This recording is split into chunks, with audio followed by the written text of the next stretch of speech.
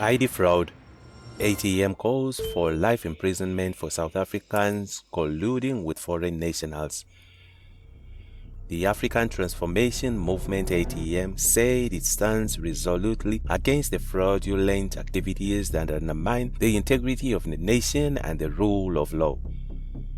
This after two Ethiopian nationals, Mike Alex Abete, 38, Abdo Mustefu Musa, 44, and Lindiwe Kubheka, 45, a South African, was arrested by the Secunda-based serious corruption investigation for fraud and theft.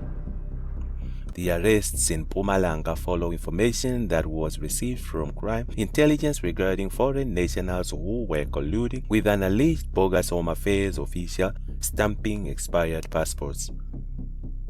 An operation was initiated in terms of the Criminal Procedure Act, and Abete was paid 20,000 rand to stamp expired passports. An agreement was reached for the collection of the stamped passports, but Abete did not honor the agreement. Warrants for arrest, search and seizure were authorized and then subsequently executed on Monday. Abete was arrested, then the search and seizure warrant was executed.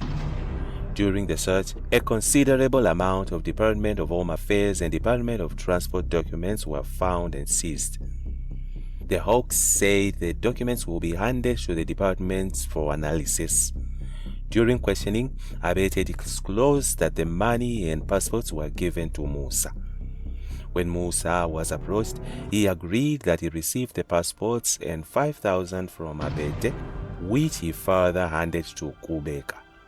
Kubheka was approached and she confirmed that passports and 2,500 was received by her. The team conducted a search and seizure operation and 3 passports were found and seized. The accused appeared in the Eastern Magistrates Court at Elukwatini on Tuesday. They were granted 3,000 bail each and the case was postponed to November 5th for further investigation. The provincial head of Hawks, Major General Nicholas Gerber, commended the swift response by the team which led to the arrest and seizure of the documents. As the Hawks, we shall never get weary when coming to fulfilling our mandate. We shall investigate and arrest perpetrators of crime, said Gerber. ATM said they are deeply disturbed by the arrests of 3 individuals. This incident not only highlights the alarming collusion between foreign nationals and South Africans in criminal activities, but also underscores the urgent need for a collective stand against such corruption, said ATM President Fuyo Sungula. The Hawks' swift action in apprehending the individuals is commendable and reflects the dedication of our law enforcement agencies to uphold justice. The operation, initiated based on credible intelligence, revealed a disturbing scheme involving the stamping of expired passports by a bogus Home Affairs official. Sungula said the fact that these individuals were willing to exploit the country's system for personal gain is a stark reminder of the vulnerabilities within the borders and the need for stringent measures to protect their sovereignty. We call for the harshest possible sentences for those involved in the fraudulent scheme. It is imperative that the judicial system sends a clear message that such actions will not be tolerated. Those who treat our country as Banana Republic must understand that their actions have consequences. We will not stand idly by while our nation is undermined by greed and corruption, whether from foreign nationals or South Africans who collude with them, Sungula said. Moreover, ATM demands life imprisonment without the possibility of parole to South Africans found guilty of selling fraudulent documents.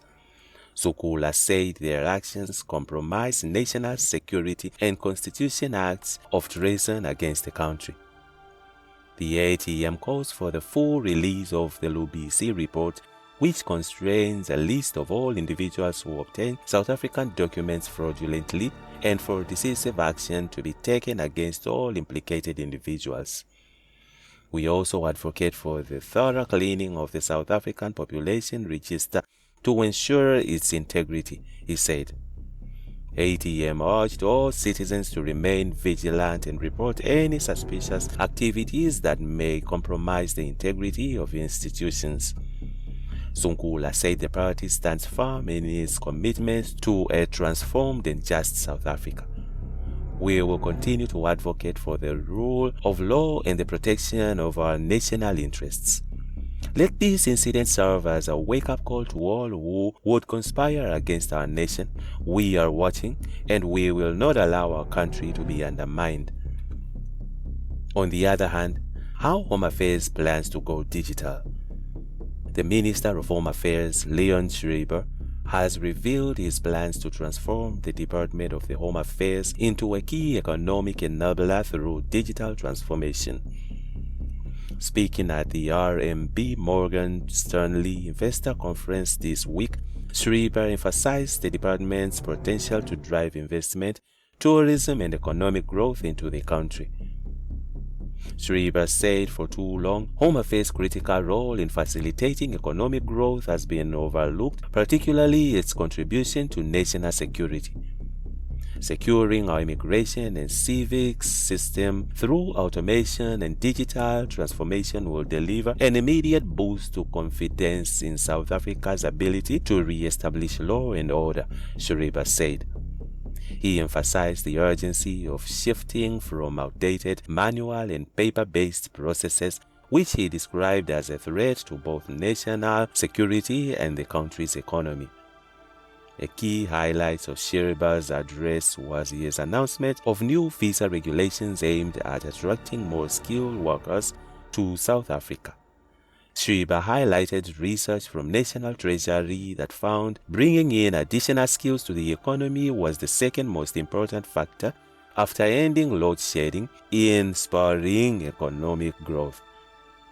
Attracting just 11,000 more tertiary educated workers annually could add 1.2% to annual GDP growth, he said, citing research from the International Food Poverty Research Institute.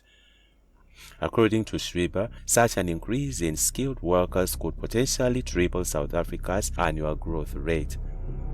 To facilitate this, he said the department has introduced two new visa categories, the remote working visa and the points-based work visa. Schreiber said the remote working visa would allow individuals employed and paid abroad to live and spend their foreign currency in South Africa for up to 6 months without the need to register with the South African Revenue Service. Our new remote working visa must be one of the best deals I've ever come across. South Africa carries none of the cost of employing these nomads, yet we reap all the benefits, he said. In addition, he said the points-based work visa would allow highly skilled workers with job offers in South Africa to qualify based on the combination of factors such as qualifications, work experience, and salary level. The days we highlight skilled workers had no pathway to help build this country if their skills were not included on the critical skill list are gone. These regulatory reforms are part of a broader initiative that include the Trusted Employer Scheme and the Trusted Tour Operator Scheme, both designed to cut red tape for large tour groups from China and India, he said. Schreiber noted that these reforms could bring South Africa much closer to the traditional skilled workers and the tourism growth needed to quadruple economic output. While the regulatory charges are essential, Schreiber also acknowledged that they would mean little without significant improvements in administrative process at Home Affairs. The efficiency and corruption that has plagued this department can all be traced back to its outdated manual and paper-based processes. His vision includes creating a digital-first Home Affairs where services such as applying for IDs and passports can be completed entirely online from the comfort of one's home.